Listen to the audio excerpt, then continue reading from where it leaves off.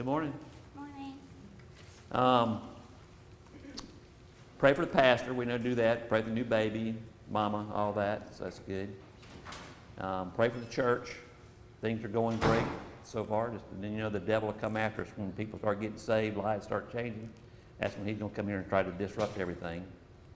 So pray for that. Pray for a hedge of thorns be around the pastor and all the leaders and the whole church.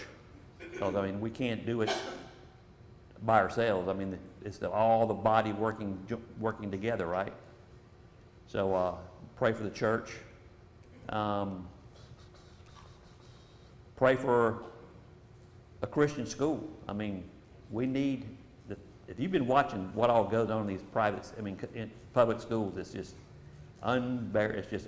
you never would fathom that it would happen. They're now starting satanic clubs in public schools. Who would have thought we'd ever come to that? And that's always no, we don't really worship Satan. Who's the father of all lies? Satan. We're just going to teach them the basics. And the thing is, the parents are letting these kids do this. So it shows the statute and the nature of our country. It's like me and Gloria was talking about how quickly America has changed, right? It's even happened in Lee County a little bit. Male students wearing dresses now in the high school. Yep. And where in the world was that Me Too movement when all of a sudden all the girls' stuff being taken over by, I'm not even going to call them men, males, right? So, yeah, I was just reading a thing about Bill Clinton, the one who started that Don't Ask, Don't Tell back in the 90s, 93 or something like that. And they said that they're proud that he did that because that's what brought in the fact that we could start doing the gay marriages now. And that all started by them breaking down the military rules. And then look at the generals that Obama got rid of in our military. So now we've got the guys that we've got now who, we don't even want to get into all that. All right, Susan, we can get started now. Any other prayer requests? Pray for our country for sure. Pray for me. I've got to do another echocardiogram in 3 months. Oh my goodness. Pray for me too, brother. Pray for Brother Tim. I got to go up Tuesday, see my lung doctor, my cancer doctor. Yeah. Examine me and stuff. I got a scheduled CAT scan to come out in late September 28th. Did they ever done a PET scan? They're going to do that too, or they already done it? I haven't done it yet. Okay. Because I had one done about 2 months ago. Yeah, pray for Tim for sure. Walter, you want to pray for us? Heavenly Father, we thank you for this day, this beautiful weather we're having. We thank you for the rain we've received, Lord. At least recently, we needed it so bad. Lord, we lift up everyone that's been mentioned to you today. We ask that your will be done, not ours. You know their needs. You know their problems, Lord. We pray for our church. We pray for our country. We pray for everything, Lord Jesus, to turn back to you. Thank you again for all that you've done for us and all that you continue to do for us. In your precious name we pray. Amen. So there's a different format in our books this time, so it looks like it's there. I know this lesson seemed like it's really short unless we read that thing at the end. So I'll try to slow myself down when I speak, but I don't think I'm very successful at it sometimes. The words are a lot bigger too. Oh my goodness, I kind of like big words. I'll ask Mike or Jeff to explain the big words, okay? I'm just talking about the print. Oh yeah. Well, I like that. I might be able to read that without the glasses. I don't know. Develop strong convictions. Our convictions, not our circumstances, define who we are. Isn't that true? Because our situation changes all the time. Our convictions shouldn't change at all, right? Daniel 1, 3 through 13, 18, and 19.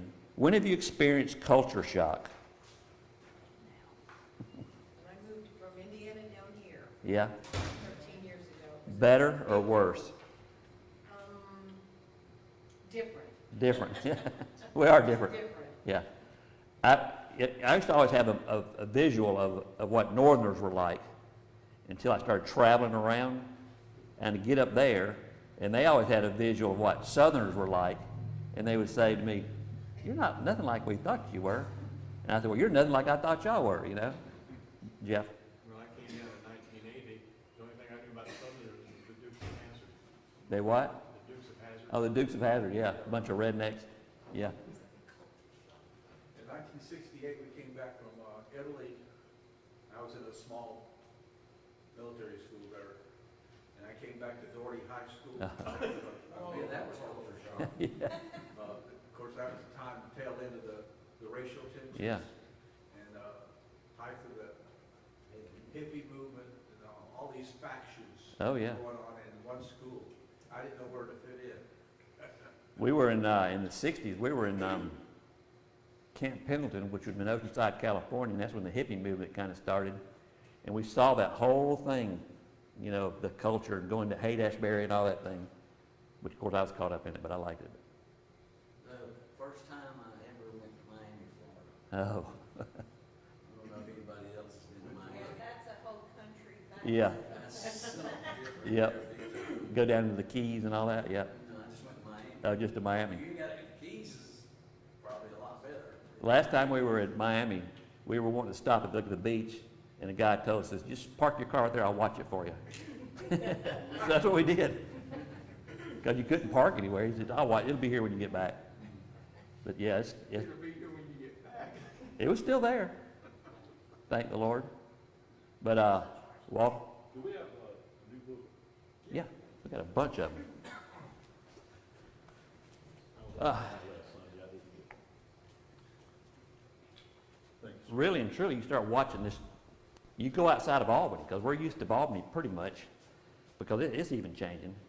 But you go into just anywhere, just about Atlanta or Florida, or something, and it's the people, because there's been a migration of California, New York, and then Floridians moving up here because they're tired of the Northerners. I mean, it's just the whole thing has just changed. You're seeing different walks of life everywhere you go, it seems like it now. I was born and raised in Cleveland, Ohio. Oh my goodness. And I came down to Georgia and we stopped at a Waffle House and I ordered my food and they came out with the grits. Oh, yeah. I'd never heard of grits before. You were a So Northerner. I put my sugar, my milk and all this. Oh, yeah. And I'm like, You thought it was cream of wheat, right? yeah. I took my first bite, I was like, oh my gosh, that's the worst cream of wheat I ever had. Everybody bust out. I was in Pennsylvania, and I asked for grits. And the girl looked at me, she says, I said, grits and eggs. She said, "Sir, what is a grit?" Exactly what I see. Yeah. The Bible meets life. Why couldn't I have been a pet? Why couldn't I have a pet dragon that lived under the stairs? Eddie Munster had one. The Munster stairs opened like the hood of a car, and Spot would appear, usually breathing fire. Mere technicalities kept me from owning a dragon. First, where to find one. Local pet stores sold goldfish and hamsters and no dragons. Second, food probably cost a lot more than we can afford. Third, we lived in a one-story house, hence no grand staircase. You remember the Munsters? Oh, yeah. Of course, Spot was a fictitious pet on the 1960s sitcoms The Munsters. The show portrayed a family of harmless monsters who faced challenges as they lived in a world vastly different from what they had previously known in Transylvania. Several 1960s TV shows depicted people living in an unfamiliar place. Gilligan's Island, Lost in Space, The Beverly Hillbillies, and more. I used to watch all those. Did y'all? Yeah, those are the best shows. Sometimes we look at our world today and say, this is not the world I have known. Something is vastly wrong. The Old Testament prophet Daniel was transported into a foreign and ungodly place. His example can help instruct us how we too can live faithfully in a seemingly unfamiliar world. So no matter, as Christians, no matter where we go, we're still Christians, right? So as long as we go by our standards that God has taught us, we should be fine. It's the ones around us that we have to pray about, right? Daniel, I don't know why they start at verse 3, but we're going to read 1 and 2. Daniel 1, in the third year of the reign of Jehoiakim, king of Judah, came Nebuchadnezzar, king of Babylon, into Jerusalem and besieged it. And the Lord gave Jehoiakim, king of Judah, into his hand, with part of the vessels of the house of God, which he carried into the land of Shinar, to the house of his God, little g. And he brought the vessels into the treasure house of his God, little g. Right? Jehoiakim, I don't know if you ever read about Jehoiakim, but he was a very wicked, vile king. In Jeremiah, it talks about how when he was had the people reading the scriptures, they were reading the scriptures, he's cutting them and throwing them in the fire and burning them. He was pretty bad. And he was the son of Josiah, which was a good king. They had a great revival and all that kind of, which I think all this will tell that, but we'll get that in a minute. But anyway, I wanted you to know who Jehoiakim was. And the king spake unto Ashpenaz, the master of the eunuchs, that he should bring certain of the children of Israel and the king's seed and the princes, children in whom was no blemish, but well favored and skillful in all wisdom and cunning and knowledge and understanding science, and such as had ability to them to stand in the king's palace, and whom they might teach the learning and the tongue of the Chaldeans. The king appointed them a daily provision of the king's meat, of the wine which he drank, so nourishing them 3 years, that at the end thereof they might stand before the king. Now among these were the children of Judah, Daniel, Hananiah, Mishael, and Azariah, unto whom the prince of the eunuchs gave names, for he gave unto Daniel the name of Belshazzar, and to Hananiah of Shadrach, and to Mishael, Meshach, and to Azariah of Abednego. The book of Daniel, being autobiography, gives first-hand snapshots from the prophet Daniel's life. The Babylonians conquered the ruling Assyrians in 605 BC. The nation of Judah afterwards found itself under Babylonian domination. One of the first acts of Babylon's king Nebuchadnezzar was to capture choice citizens from Jerusalem, Judah's capital city, and bring them into his royal household. Daniel, who was likely about 15 years old at that time, was among those taken. The best and the brightest. Nebuchadnezzar specified the Hebrew captives were to be members of the royal family or from Judah's noble families. Whether Daniel and his friends were members of the royal household or part of Judah's nobility is unknown. People from these social strata would have had the finest education of the day and would have been trained in matters of culture and tradition. Nebuchadnezzar was looking for people who could support him and strengthen his kingdom, power, influence, and reputation. Additionally, taking the strongest and most influential to Babylon would weaken Judah, making it more vulnerable to future assaults. Now it says it right there that in the 3rd year of the reign of Jehoiakim, king of Judah, came Nebuchadnezzar, and the Lord gave Jehoiakim, king of Judah, into his hand. See, because God's people had turned against him, become wicked, I mean, they were very wicked, the God says, fine, I'm just going to back off, let y'all have your way. And so that's why he said he gave them into another king to rule over them. And it said, what Nebuchadnezzar had not considered was religious foundation. What Nebuchadnezzar had not considered was the religious foundation that had been firmly rooted in Daniel and his 3 Hebrew friends. See, they were still part of, they were old enough to have been born when Judah was king, right? And so they, you know, like the Bible says, train up a child in the way he should go, and when he is old he shall not depart from it. Their custom was to train your children, train your household. You did all these things as custom and as law that the God had given in the commandments and all that. So they were already trained that way.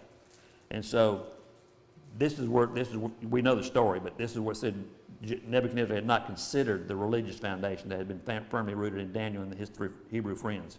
They had grown up under the influence of Judah's godly king